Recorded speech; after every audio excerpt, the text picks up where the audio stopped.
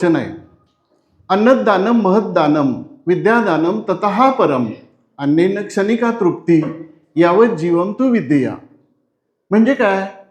तर अन्नदान हे मोठं दान आहे. विद्यादान हे त्याहून मोठं दान आहे.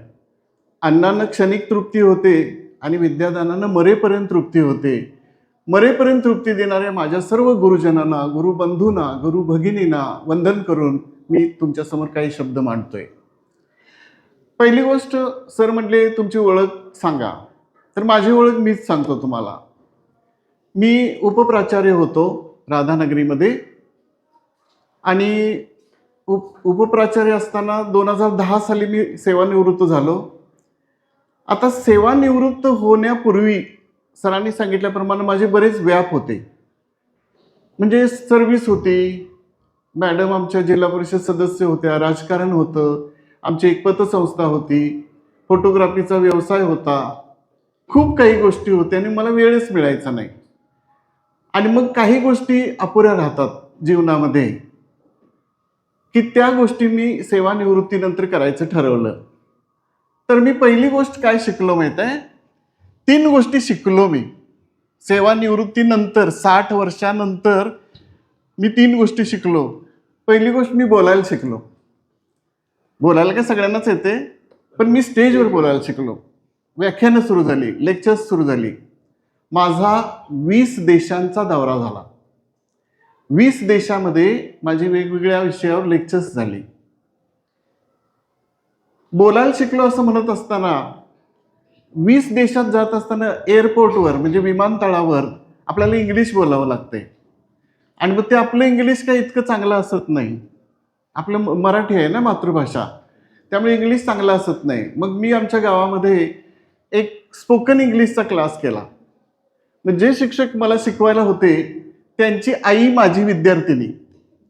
त्या सरांना किती अभिमान माहित आहे की माझ्या आईच्या गुरूंना मी शिकवते. तर मी काय लाजलो नाही. मी वयाच्या जवळजवळ 72व्या वर्षी त्यांच्याकडे मी 3 महिने शिकत होतो. म्हणजे मला काय सांगायचं आहे की शिक्षण घेत असताना वय आडवं येत नाही. दुसरी गोष्ट, एक नागपूरच्या बाई आहेत, त्या मला आत्ता सुद्धा ऑनलाईन शिकवतात आणि मी शिकतोय. रात्री 9 ते 10 माझा क्लास असतोय. पटते का बघा? वयाच्या 73व्या वर्षी मी एका माझ्यापेक्षा माझ्या मुलीच्या वयाची ती बाई आहे, तिच्याकडे मी शिकतोय. म्हणजे मी पहिली गोष्ट शिकलो, बोलायला शिकलो. दुसरी गोष्ट मी शिकलो, लिहायला शिकलो. आता तुम्ही म्हणणार शिक्षक होता तुम्ही आणि लिहायला कसं शिकलाय? तर खऱ्या अर्थाने लिहायला शिकलो. हे जे कोरोनाचा काळ होता त्या काळामध्ये मी जवळजवळ 200 कथा लिहिल्या आणि मग त्यावरची माझ्या आधारित, टाळी वाजवण्यासाठी थांबा, मी एक वाक्य सांगणार आहे. तरी माझी जवळजवळ 5 ते 6 पुस्तकं प्रकाशित झाली. त्यातल्या लई भारी कोल्हापुरी नावाचं जे पुस्तक आहे त्याला 25 पुरस्कार मिळाले.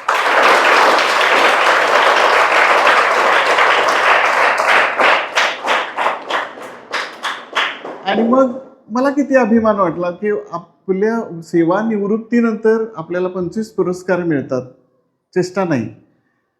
आणि मग लिहायला शिकलो असं म्हटलं मी. पुस्तकं प्रकाशित झाली. माझं दिल्लीचे ठग नावाचं पुस्तक आहे, लई भारी कोल्हापुरी नावाचं पुस्तक आहे, घुंगरू नावाचं पुस्तक आहे, भारतीय संगीत नावाचं पुस्तक आहे वगैरे. आणि मी तिसरी गोष्ट काय शिकलो माहितीये?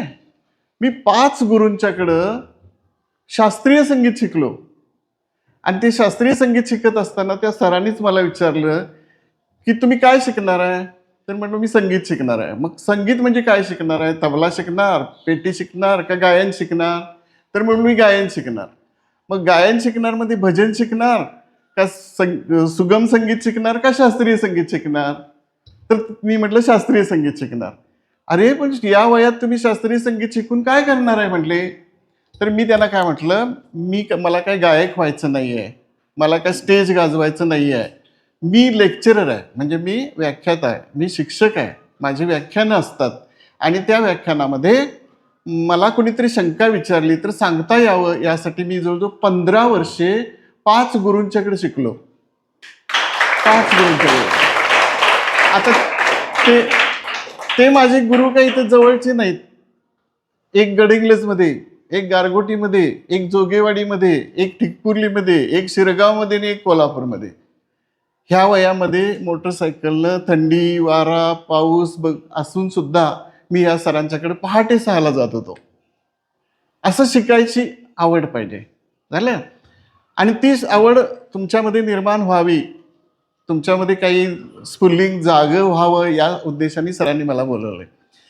आणि मग हे शास्त्रीय संगीत शिकत असताना बघा गंमत, दुबई सारख्या ठिकाणी माझं गायन झालं. दुबई, त्याच्यानंतर डेन्मार्कमध्ये मी 4 तासाचं सूत्रसंचलन केले. आणि माझा जो भारतीय संगीत हा जो ग्रंथ आहे तो आपल्या युनिव्हर्सिटीनं संदर्भ ग्रंथ म्हणून घेतलेला आहे. त्याच्यानंतर हे सगळं झालं. आणि मग हे कशामुळे झालं, म्हणजे बोलायला शिकलो, लिहायला शिकलो आणि गायला शिकलो हे सेवानिवृत्तीनंतर वयाच्या 60-70 वर्षानंतर शिकलो. म्हणजे तुम्हाला काय सांगायचं आहे मला, की शिक्षणासाठी वय आडवं येत नाही. मी तसं आयुष्यभर सायन्स शिकवलंय, पण मला साहित्यातले सगळे पुरस्कार आहेत. त्याच्यानंतर त्याचं कारण असं बघा, मी वयाच्या 50व्या वर्षी MA परीक्षेला बसलो होतो मराठी घेऊन. आणि माझ्या वर्गामध्ये सगळी माझ्या मुलाच्या पेक्षा माझ्या नातू असतात ना, त्या वयाची मुलं सगळी माझ्या वर्गात होती. आणि तरीसुद्धा मी त्या वर्गात जाऊन MA केलं आणि फर्स्ट क्लास मिळाला MAला. आता चांगल्या सवयी असणं आणि सकारात्मक दृष्टिकोन असणं ह्या गोष्टी जर आपल्याकडे असतील तर आपली तब्येत चांगली राहते, होय की नाही? आपली तब्येत चांगली राहते. आता मग सकारात्मक दृष्टिकोन म्हणजे काय? तुम्ही म्हणणार किती अवघड शब्द वापरलाय तुम्ही. अगदी सोप्या भाषेत सांगतो. फुलं असतात, फुलं ती दिसतात आता टवटवीत, थोड्या वेळाने ती गळून पडतात. मग त्या फुलातलं काय बघायचं आपण? सकारात्मक दृष्टिकोन कुठला बघायचा? तर फुलामध्ये काय बघायचं? त्याचा सुवास लक्षात ठेवायचा. तो सुवास काय आयुष्यभर जात नाही. म्हणून एक कविता पण आहे बघा, फुलणे सुंदर आहे, गळणे सुंदर आहे, फुलण्या गळण्यामधला सुवास सुंदर आहे. जळणे सुंदर आहे, विझणे सुंदर आहे, जळण्या विझण्यामधला प्रकाश सुंदर आहे. प्रकाश लक्षात ठेवायचा. लिहिणे सुंदर आहे, अक्षर बघा सरांचं. पुसणे सुंदर आहे, पण लिहिण्या पुसण्यामधलं अक्षर सुंदर आहे, है की नाही? जगणे सुंदर आहे, मरणे सुंदर आहे, जगण्या मरण्यामधलं मरून उरणं सुंदर आहे.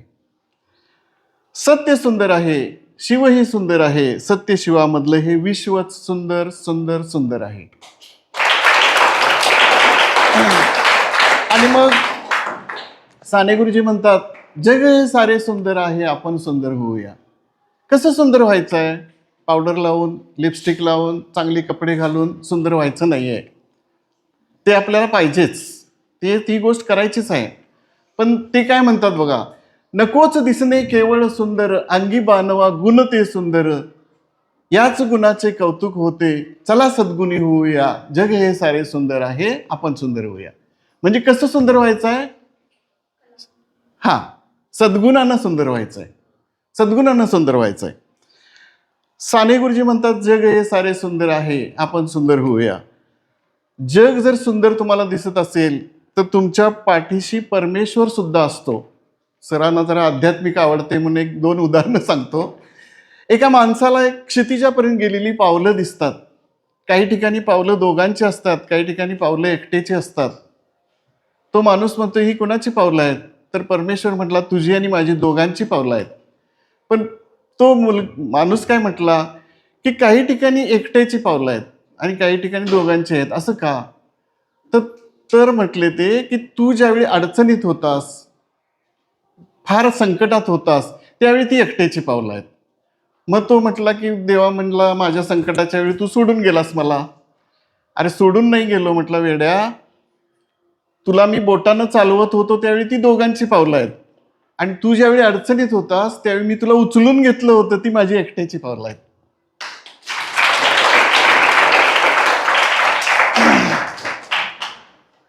एक मंदिर होतं नदी काठाला आणि खूप असा पाऊस पडत होता, पाणी वाढत होतं.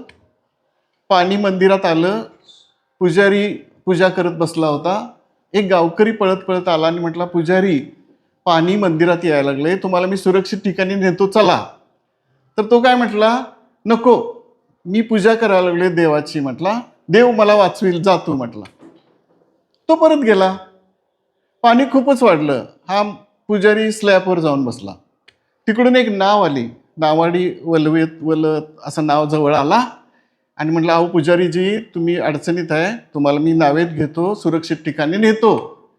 तो काय म्हणते, जा तू म्हटलं, मी देवाची पूजा करतोय, देव मला वाचवेल, जा तू म्हटला. गेला निघून तो पण. मग हा मंदिराच्या शिखरावर जाऊन बसला, कारण पाणी वाढायलाच लागले. शिखरावर जाऊन बसला.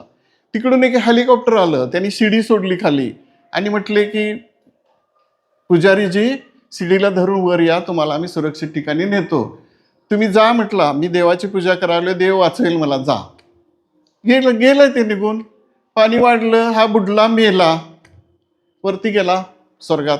आणि देवाला म्हणला, देवा मी तुझी भक्ती करतोय आणि तू मला वाचवायला आला नाहीस. देव म्हटला, मी 3 वेळा आलो होतो, 3 वेळा आलो होतो. एकदा मी गावकरी बनून आलो, एकदा नावाडी बनून आलो, एकदा हेलिकॉप्टर घेऊन आलो तुझ्यासाठी. पण देवा तू होतास, मी तुला ओळखलं नाही म्हणला. तुझी किती रूप आहेत, कोटी कोटी रूपे तुझी, कोटी सूर्य चंद्र तारे, कुठे कुठे शोधू तुला, तुझे अनंत देवारे. तर 20 देशांचा दौरा केल्यानंतर माझ्या एका मित्रानं विचारलं की इतर देशामध्ये ज्या काही सुविधा आहेत, जे काही प्रगत देश आहेत, तशी आपल्या देशाची कधी प्रगती होणार. बघा प्रश्न, आपल्या देशाची प्रगती होईल काय आणि झाली तर कधी होणार, असा प्रश्न त्यांनी विचारला. तेव्हा मी त्याला उत्तर दिलं, एक 5 वाक्यात उत्तर दिलं, 5 मुद्द्यामध्ये. पहिली गोष्ट सांगितलं, मित्रा, आपल्या देशाची लोकसंख्या जास्त आहे. जगातले सगळे जे देश आहेत त्या सर्व देशामध्ये भारताची लोकसंख्या जास्त आहे. माहित आहे ना तुम्हाला? माहित आहे किती आहे? 132 कोटी. ओके. आणि 132 कोटी कुठल्याही देशाची लोकसंख्या नाही आहे. त्यामुळं काय होतंय की लोकसंख्या जास्त असल्यामुळं योजना सर्वांच्यापर्यंत पोचत नाहीत. मीच म्हटलं असं झालंय. दुसरी गोष्ट, आपल्या देशामध्ये अनेक जाती धर्माचे लोक आहेत आणि त्या सगळ्यांचं समाधान सरकार करू शकत नाही, आपण करू शकत नाही. दुसरी गोष्ट. तिसरी गोष्ट, त्या सरकारनं एखादा समजा जर कायदा केला तर तो कायदा उलट पार्टीचे लोक मोर्चा काढून मोडून काढतात. अरे कायदे कसे पाहिजेत माहित आहे? मी एकदा डेन्मार्कमध्ये चुकीच्या ठिकाणी गाडी लावली, मला 10,000 रुपये दंड झाला. माझा एकदा वेग वाढला, 120 वेग पाहिजे होता, माझा 140 झाला, 150 झाला, 140 चालतोय.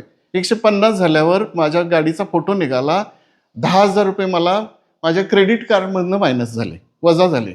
कोणी पोलीस पैसे मागायला आला नाही.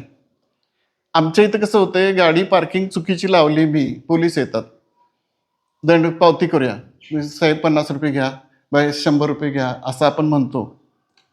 नाही चालत तिथं. असे मोठे दंड पाहिजेत. दुबईमध्ये तर तुम्हाला सांगायचं म्हणजे काही लोक श्रीमंत आहेत, ते वेग वाढवतात, मग त्यांना दंड होतोय, ते दंड भरतात लगेच. किती दंड? 1 लाख, हे घेऊन टाका म्हणतात. 10 लाख, हे 10 लाख घेऊन टाका म्हणतात. शेवटी मग त्यांना काय काय केलं माहितीये काय, त्यांच्या ते जे लायसन असते की नाही त्याच्यावर ब्लॅक स्पॉट दिला. एकदा तुम्ही चुकलात की 1 ब्लॅक स्पॉट, दुसऱ्यांदा दुसरा ब्लॅक स्पॉट, आणि 3 ब्लॅक स्पॉट झाले की नाही तुमचं लायसन रद्द. ही दुबईमध्ये परिस्थिती आहे. चला, अनेक जाती धर्माचे लोक आहेत, कायदा आपण केला तर ते मोडतात. झालं. आणि सगळ्यात वाईट बघा, एक समांतर सिस्टीम आहे आपल्या देशामध्ये. समांतर सिस्टीम शब्द समजणार नाही, पण उदाहरण सांगतो. तुमची शाळा आहे, शाळेला समांतर काय आहे माहिती आहे? प्रायव्हेट क्लासेस आहेत. शाळेला समांतर प्रायव्हेट क्लासेस आहे. समजा पोस्ट आहे आपल्या गावामध्ये, पोस्टाला समांतर काय आहे माहिती आहे? कुरिअर आहे. कुरिअर आहे, सेम कुरिअर. त्याच्यानंतर ST आहे आपली, STला समांतर काय आहे माहिती आहे? वडाप. STला समांतर, ST नाही मिळाली की वडापनं जायचं. आणि सरकारी दवाखान्याला समांतर प्रायव्हेट हॉस्पिटल्स आहेत. आता ह्या सगळ्या समांतर सिस्टीम ज्यावेळी बंद व्हायला पाहिजेत, सगळ्या सरकारच्या ताब्यात जायला पाहिजे, तर देशाची प्रगती होणार आहे. हे झालं. आणि शेवटचा अत्यंत महत्त्वाचा मुद्दा म्हणजे आपल्या देशातले लोक म्हणजे जे निवडून जातात ते मंत्री, आमदार, खासदार भ्रष्टाचारी आहेत. समजलं? भ्रष्टाचारी. त्यांना काहीही देशाशी घेणं देणं नाही. आपली तिजोरी भरली की बास, अशी पद्धत आहे. आणि त्यामुळं हे माझे 5 मुद्दे ऐकून माझा मित्र खाली मान घालून गप निघून गेला. त्याला काय उत्तरच देता आलं नाही. लक्षात आलं? आता आपल्या इथं काय होते बघा, मंदिरं खूप मोठी आहेत. मंदिरांना कोट्यावधी रुपये खर्च केला जातो, पण एखाद्या हायस्कूलची इमारत बांधायचे, शाळेची इमारत बांधायचे लोक पैसे देत नाहीत, मंदिराला देतात. आणि मंदिराला दिलेली देणगी आणि ते दागिने काय कुठं जातात माहित आहे? कुठं असतात ते? मंदिराला दिलेले पैसे, दागिने, हिरे, मानके कुठं असतात? त्या मंदिराच्या तळघरात. सर नाही, कुलूप बंद, पॅक करून कुलूप घालून किल्ली कुणाकडे तरी असेल. अरे काय त्याचा उपयोग? हे अब्जावधी रुपये जर तुम्ही देशाच्या प्रगतीसाठी वापरले तर देशाची नक्कीच प्रगती होणार आहे. त्याच्यापेक्षा शिक्षण मोफत द्या, दवाखाने मोफत करा, आजारपण मोफत तुम्ही उपचार करा, रस्ते करा. ह्या 3 गोष्टी अत्यंत महत्त्वाच्या आहेत. ज्या देशामध्ये शिक्षण चांगलं आहे तो देश प्रगती करतो. मी काही शिक्षकांची उदाहरणं सांगणार आहे, सरांना आवडतील ती. सर, आपल्या देशामध्ये शिक्षकांना मान दिला जात नाही, परंतु अल्बर्ट फर्नांडिस आपल्या पुस्तकात लिहितात. काय लिहितात माहित आहे? त्यांना एकदा रोममध्ये दंड झाला. रोममध्ये होते ते, रोम देश आहे तिथं होते ते, आणि त्यांना दंड झाला. दंड झाल्यानंतर तो भरला नाही त्यांनी. ते काहीतरी कामात होते आणि ती भरायला जमला नाही. मग त्यांना कोर्टात उभं केलं आणि कोर्टानं विचारलं त्यांना की तुम्ही का दंड भरला नाही? तर ते म्हणले मी प्राध्यापक आहे आणि मला माझ्या शिकवण्याच्या कामातनं दंड भरायला जायला मिळालं नाही. हे वाक्य पुरं व्हायच्या आत न्यायाधीश उठून उभा राहिले आणि त्यांनी संपूर्ण लोकांना सांगितलं, the teacher is in the court. म्हणजे शिक्षक कोर्टात आलेले आहेत. सगळ्यांनी उठून उभा राहा. सगळे उठून उभा राहिले. न्यायाधीशांनी त्यांची माफी मागितली, त्यांचा दंड माफ केला. केवढा रिस्पेक्ट आहे रोममध्ये, केवढा रिस्पेक्ट शिक्षकाला. दुसरी गोष्ट बघा, अमेरिकेमध्ये तुम्ही गेलात तर 2च लोकांना अतिविशिष्ट मानलं जात आहे. एक VIP मानलं जाते. VIP समजते? व्हेरी इम्पॉर्टंट पर्सन, म्हणजे अतिविशिष्ट लोक. तर 2च लोकांना अतिविशिष्ट मानलं जाते. एक वैज्ञानिक म्हणजे सायंटिस्ट आणि दुसरा टीचर म्हणजे शिक्षक. ह्या 2 माणसांना अतिविशिष्ट मानलं जाते अमेरिकेमध्ये. तुम्ही फ्रान्समध्ये गेलात, फ्रेंच संस्कृतीमध्ये गेलात, तर तिथं न्यायालयामध्ये शिक्षकालाच फक्त खुर्चीवर बसायचा अधिकार आहे, दुसऱ्या कुणालाही नाही. टाळ्या वाजवल्या तरी चालतील तुमच्या शिक्षकांसाठी.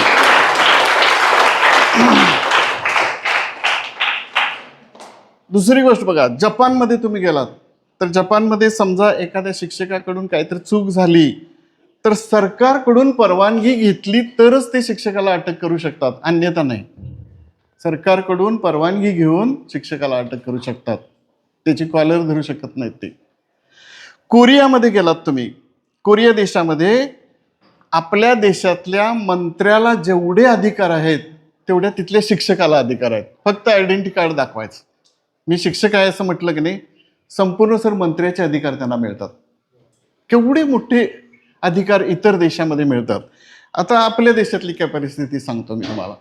कोणतरी एक बंब नावाचा आमदार होता, आहे वाटतं अजून, प्रशांत बंब नावाचा आमदार. त्याने काय ते शिक्षकांच्या बद्दल वाईट उद्गार काढले. मग शिक्षकांनी काय केलं, त्यांच्यावर मोर्चा काढला. मोर्चा काढल्यानंतर एका पत्रकारानं काय लिहिलं की मास्तरड्यांनी शाळा बंद करून मोर्चा काढला. हे वाक्य बरं वाटतंय का बघा आपल्या देशामध्ये? अरे ज्या समाजामध्ये शिक्षकांचा अपमान होतो तिथं फक्त चोर आणि भ्रष्टाचारी लोकच तयार होतात. खरं आहे की नाही सर? चोर आणि भ्रष्टाचारी लोक तयार होतात.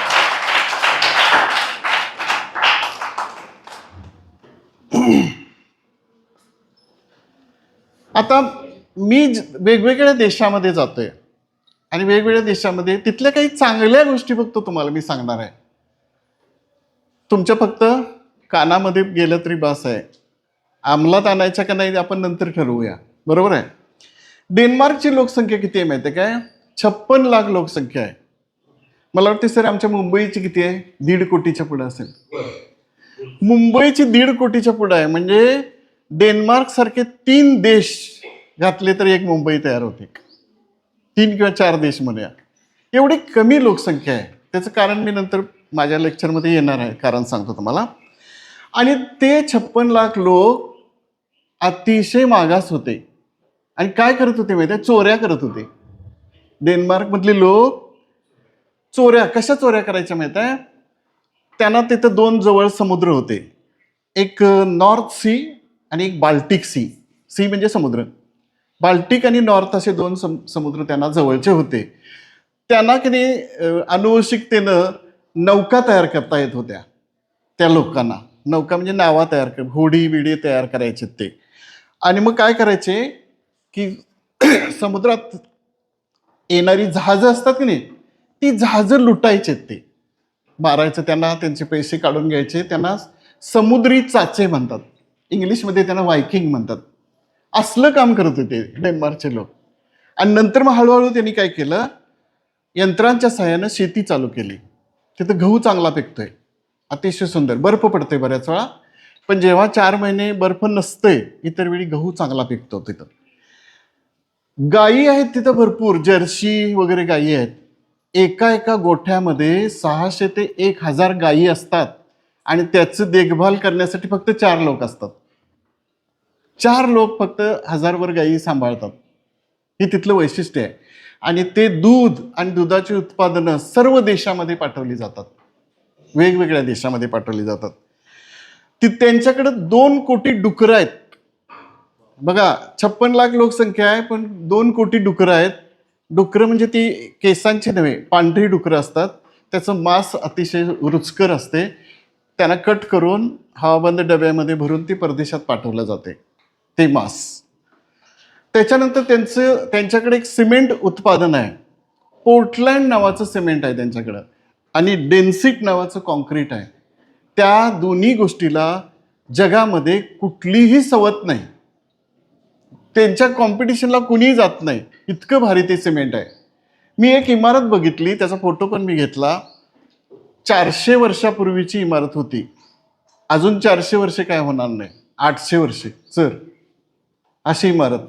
कारण तिथलं पोर्टलँड सिमेंट आणि डेन्सिट नावाचं कॉन्क्रीट. असं तुम्ही ह्या गिलावा करता की नाही, असं गिलावा सुद्धा ते करत नाहीत.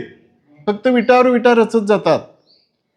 आणि ते फक्त सिमेंट, आणि त्या विटाही तशा पद्धतीच्या असतात. पावसाचा काय होत नाही, उन्हाचा परिणाम होत नाही, हवेचा परिणाम होत नाही.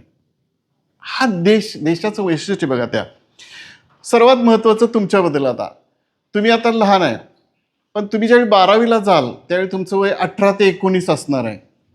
आणि तिथं 18 ते 19 वयाचा मुलगा किंवा मुलगी झाली की त्याचा आई वडिलांशी संबंध संपला.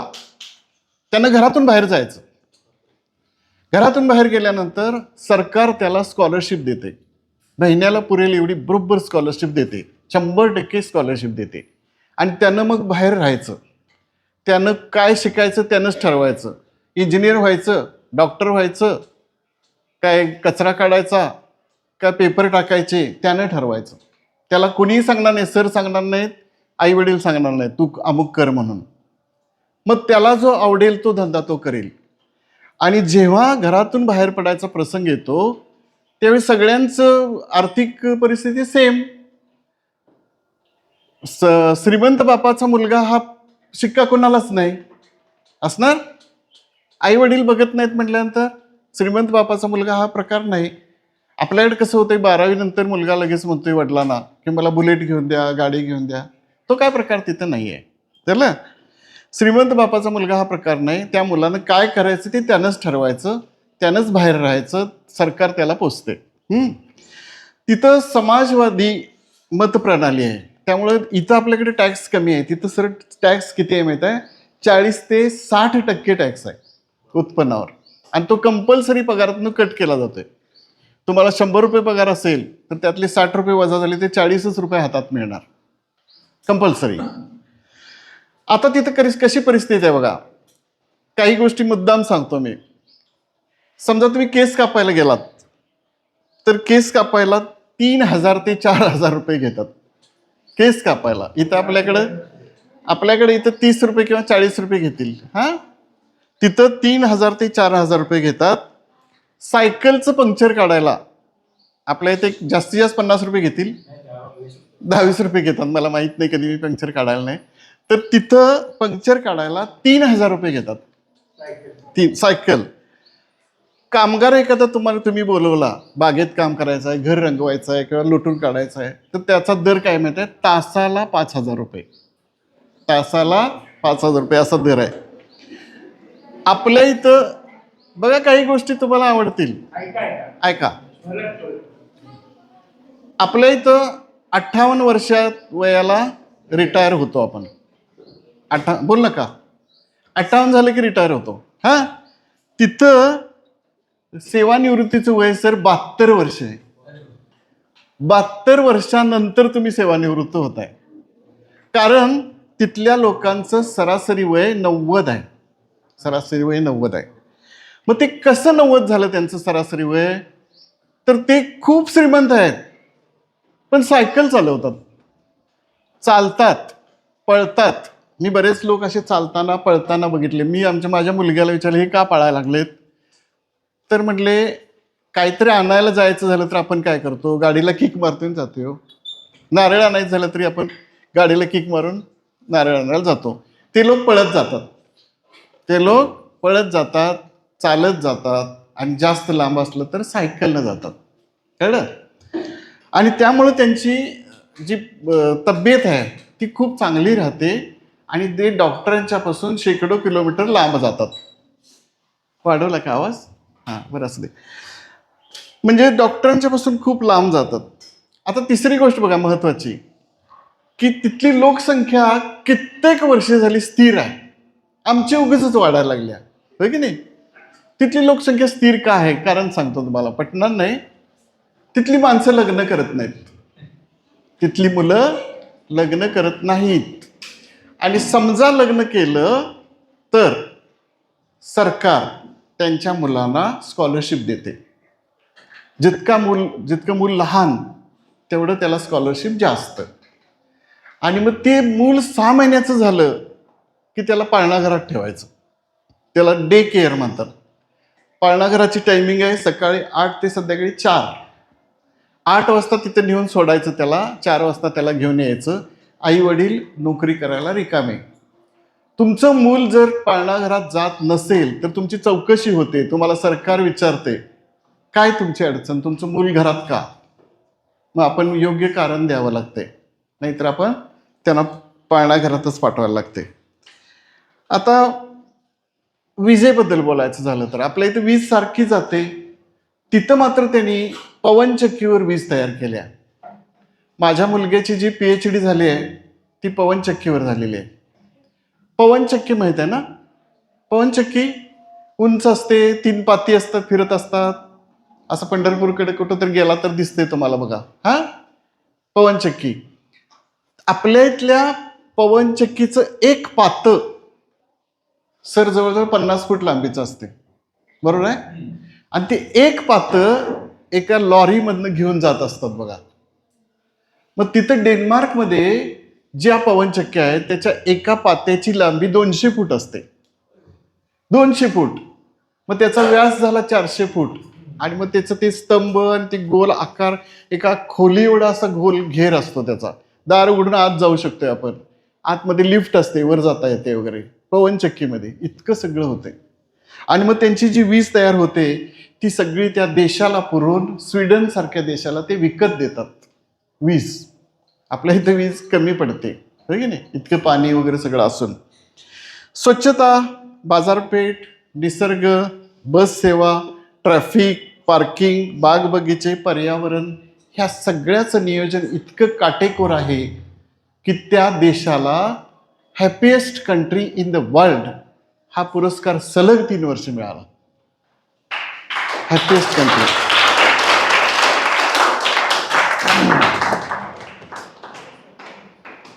एक छोटीशी कथा सांगूया आणि थांबूया. हां, कारण तुम्ही म्हणणार सर तुम्ही लेखक आहे आणि आम्हाला कथा तर एखादी सांगा.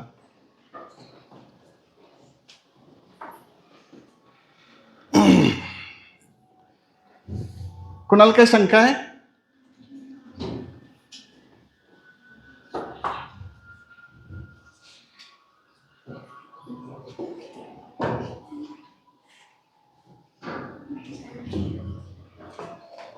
एक 15 मिनिटं चालेल ना? 15 मिनिटं ते शेवटी घे शेवटी. तुमच्यासारखी 3 मुलं असतात. एक एक छोटासा 1-2 विनोद तुम्हाला आवडतील म्हणून. छोटीशी अशी 3 मुलं असतात आणि ती एक मुलगा लेट येतो, वर्गात तास सुरू असतो आणि मुलगा तिथे येतोय आणि म्हणतोय, सर आत येऊ? का रे, तुला काय वेळ झाला? सर म्हणले. तर सर माझी सायकल पंक्चर झाली म्हणला. सायकल पंक्चर झाली? बरं बस म्हणले. तोवर दुसरा मुलगा आला. मे कमीन सर? कमीन. काय झालं तुझं? तर सर माझी सायकल पंक्चर झाली. तुझी पण सायकल पंक्चर झाली? ठीक आहे म्हणले, बस. तिसरा आला. सर आत येऊ काय? या म्हणले. काय तुमचं काय झालं? सर सायकल पंक्चर झाली. काय नाही म्हणले, तिघांची पण सायकल एकाच वेळी कशी काय पंक्चर होते? सर आम्ही तिघं बिन एकाच सायकलवर होतो. लेकाव म्हणले, एकाच सायकलवरनं जाताय काय? थांबा म्हणले. तावाने गेले, हवा सोडली, संध्याकाळी चालत जावा म्हणले. त्यातलं एक जण काय म्हणलं माहिती आहे? सर तुम्हालाच चालत जायला लागणार, तुमचीच सायकल नेमती आम्ही.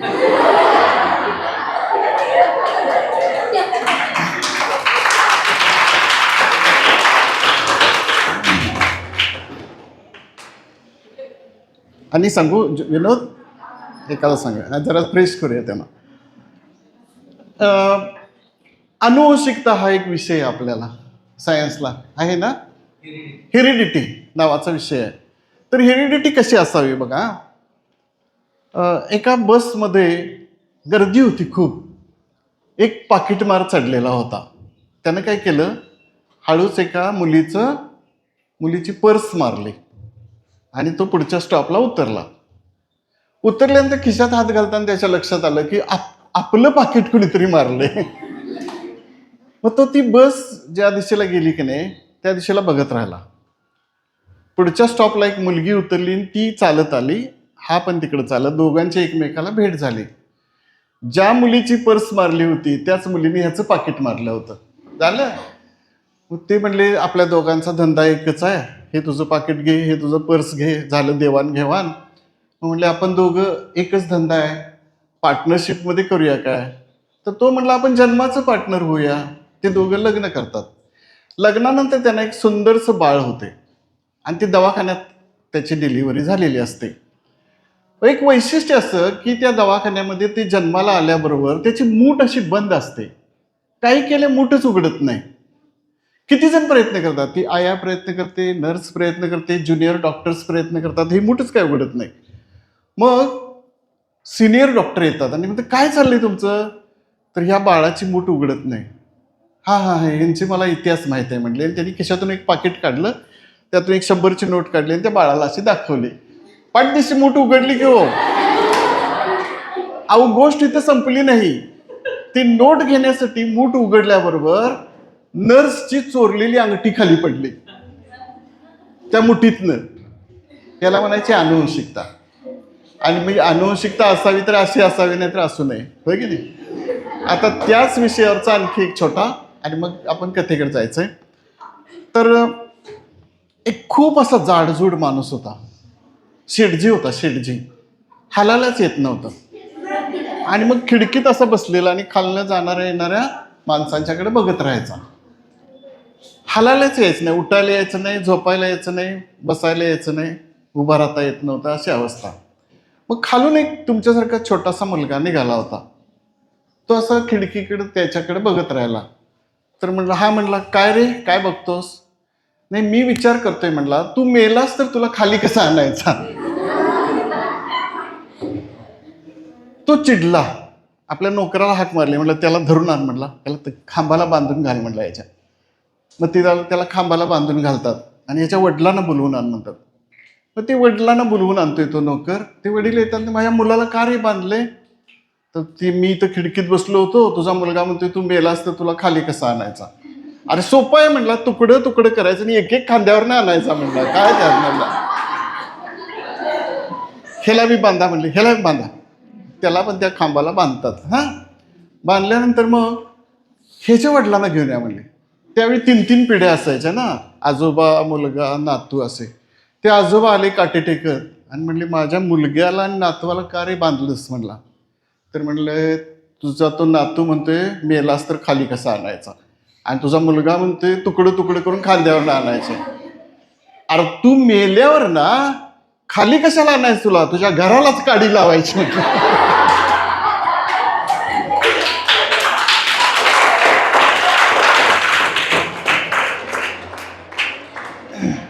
ह्याला म्हणायची आनुवंशिकता. सरांनी कदाचित ही उदाहरणं सांगितली नसतील, मी गंमत म्हणून सांगितले. मला एका कथेनं खूपच मान मिळाला. घुंगरू नावाची कथा आहे, घुंगरू नावाची. मी काय करतोय, इथं जवळपास कुठं पेट्रोल घेत नाही. मी बिद्रीला जातोय पेट्रोल आणायला, किंवा माझं पोस्टात पण काम असलं तर बिद्रीला जातोय. असंच एकदा संध्याकाळच्या वेळी मधल्या रस्त्यानं बोरवड्याच्या जरासं अलीकडं मी जात होतो मोटरसायकलनं, आणि मला कसला तरी आवाज आला. पण मी गडबडीत होतो. मी काय केलं, असं तिकडे काय तर असेल म्हणलं आणि मी बिद्रीला गेलो. माझं पोस्टाचं काम किंवा तुमचं ते पेट्रोलचं काम झालं आणि मी परत यायला लागलो, आणि परत त्या झाडाजवळ आल्यानंतर मला आवाज आला. मग मी म्हटलं, कसला आवाज असेल हा? घुंगराचा? होय, घुंगराचाच आवाज. घुंगरू माहिती आहे ना, घुंगरांचा आवाज. मी घाबरलो, कारण एक तर संध्याकाळ झालेली होती, अंधार पडला होता, आणि घुंगराचा आवाज मला अतिशय भयानक वाटायला लागला. माझे हात थरथरायला लागले, पाय थरथरायला लागले, मला घाम सुटला काय. आणि मी काय सुचेना, मला एकच गोष्ट सुचली. मी पटकन गाडीवर बसलो, किक मारली आणि घरात आलो. गाडी पार्किंगमध्ये लावली आणि घाम पुसला. माझी पत्नी आली, म्हणली, का हो, घाम का आला, काय भ्याला का काय, कशाला? मी म्हटलं, भ्यायला नाही खरं. काय सांगणार, म्हणजे जरा अंधारात आलो, एकटाच आलो, त्यामुळे जरा घाम आला म्हटलं. पण मी झोपताना की नाही, मला ते घुंगराचे आवाज सारखे यायचे. काय, कसला आवाज असणार तो, मला काही कळेना. 4 दिवस मी शांत झालो. 4 दिवसानंतर मोटरसायकल घेतली आणि त्या जागेला गेलो. त्या झाडाजवळ घुंगराचा आवाज येत होता. पण त्या झाडाजवळ दुसऱ्या झाडाला एक बैल बांधला होता. त्या बैलाजवळ गेलो, बैलाच्या गळ्यात काही घुंगराचा पट्टा नव्हता. अरे मारी, बैलाचं पण घुंगरू पण नाहीत म्हणले. इथं ती झाडाला वळसा घालून खाली उतरलो शेतात. तिथे एक छोटंसं घर होतं, कौलारू, साध्या कौलांचं. दाराला फक्त कडी होती. मी कडी काढली आणि आत डोकावलं तर आत जनावरं होती. आत काय शंका घेण्यासारखं काय नव्हतं. परत मी दार लावलं, कडी लावली आणि मी वर आलो रस्त्यावर. काय नाही, मला काय उत्तर मिळालं नाही. मग मला एक सिनेमा आठवला, 20 साल बाद. सर, 20 साल बाद मध्ये त्या विश्वजितला घुंगराचा आवाज येत होता, आणि त्याला शेवट पण कसला आवाज कळलं नाही. तर तो आवाज कसला होता माहिती काय, मांजराच्या गळ्यात कोणीतरी घुंगरू बांधले होते, आणि ते मांजर असं गवतातून पळायचं. मांजर दिसत नव्हतं, पण घुंगराचा आवाज वेगवेगळ्या दिशेने यायचा. असं ते पिक्चर होतं. किंवा दुसरं मला एक गोष्ट आठवली, चोर मचाये शोर नावाचं पिक्चर होतं. त्याच्यामध्ये एक गाणं होतं, घुंगरू की तरह बजता ही रहा हूं मैं, कभी इस पग में कभी उस पग में बंधता ही रहा हूं मैं. हे गाणं पण मला आठवायला लागलं. आणि माझ्या परिस्थिती कशी झाली माहिती का, माझ्या कानातलो तो आवाज मेंदूतल्या श्रवण केंद्रात जाऊन घट्ट बसला होता, आणि तो काही केला मला हालेना. 4 दिवस जाऊ दिले. परत गाडी काढली आणि त्या जाग्याला गेलो. आज तिथं एक पांढरी शुभ्र साडी नेसलेली गोरीपान स्त्री उभी होती. केस, काळेभोर केस मोकळे सोडलेले, हां, आणि ती कोणाची तरी वाट बघत होती असं दिसलं मला. मी तिच्या पायाकडे बघितलं, म्हणजे पायात घुंगरू वगैरे आहेत का बघितलं, तर पायात घुंगरू नव्हते. ती पटकन म्हणली, काय हो, काय बघताय, कोण पाहिजे तुम्हाला? मला काहीतरी असं बावरल्यासारखं झालं. मी म्हटलं, तुमचं शेत काय हे? तर होय, मी इथून चाललो होतो म्हटलं, तुम्ही उभ्या दिसलात म्हणून थांबलो म्हटलं. काय बोलू मी तिच्याशी? तुझ्या पायात घुंगरू आहेत काय, मला घुंगराचा आवाज येतोय काय असं विचारू. ते काय मी विचारलं नाही. मी गप परत आलो. म्हणजे किती दिवस झाले बघा ह्या गोष्टीला, मला त्या का घोराचा पत्ता लागेना. आणि एक 4 दिवस जाऊ दिले. सकाळ सकाळी लवकर 8-9च्या दरम्यान मोटरसायकल घेतली आणि तिथं आलो. तर तिथं शेतामध्ये एक माणूस भांगलत होता, खूप खुरपं घेऊन भांगलत होता. मी त्याच्याजवळ गेलो. मामा काय करताय? तर ते म्हणले भांगलन करतोय. कंच्या गावचं तुम्ही? मी म्हटलं मी सरवड्याचा. का आलता? मामा मला एक शंका आहे, तुम्हीच उत्तर देऊ शकाल म्हणून मी आलोय. काय शंका होती? तर तुम्ही जरा वरती चला म्हटलं रस्त्यावर. आणि मी त्यांना झाडाजवळ आणलं. ह्या झाडाजवळ तुम्हाला कसला घुंगरासारखा आवाज येतोय की म्हणला. अहो कसला आवाज त्यो हे म्हणले. चला दाखवतो म्हणले. आणि त्या झाडाजवळची एक फांदी त्यांनी बाजूला केली. तिथे एक पाण्याचा नळ होता आणि त्या पाण्याचं नळ लिकेजमुळं पाण्याचं तुषार असं उडत होतं. आणि त्याला कोणीतरी एक हे बांधलं होतं, वायसर बांधला होता. आणि तो वायसर सारखा आपटायचा त्या याच्यावर, त्या नळावर, आणि तो घुंगरासारखा आवाज यायचा. अरे म्हटलं हा आवाज होय? तर म्हटलं होय. अहो मी महिनाभर का नाही मी अस्वस्थ आहे म्हटलं या आवाजाला. मी म्हटलं इथं कोण भूत आहे काय आणि काय हाडळ आहे का काय असं वाटायचं. म्हटलं अहो साहेब म्हणला 24 तास आम्ही इथं शेतात असतोय, रात्रभर काम करतोय. म्हटलं कुठलं भूत आणि कुठली हाडळ, जावा घरला म्हणला गप. आणि मग घरी आलो.